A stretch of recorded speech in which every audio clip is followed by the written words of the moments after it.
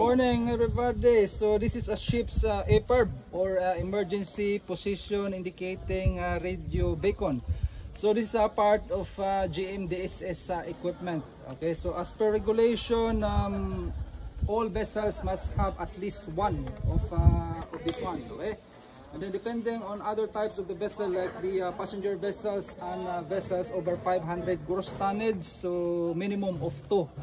So this is located usually on the bridge wings and on the masts, okay, and then the other one is located on the bridge.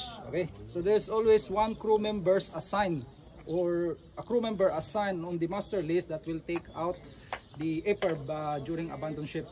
Okay, so how the APIRB works is this is a position indicating beacon. So for example, if the vessel is in distress, this will send a signal to the satellite.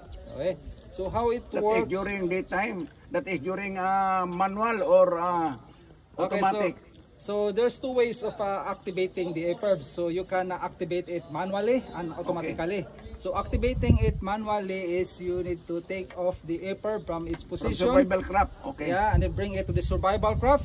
And then activating it, then the signal will, and then the signal will, it will transmit a signal to the COSPAS-SARSAT satellite. Okay. From COSPAS-SARSAT. So the signal that will be transmitted is only the name of the vessel.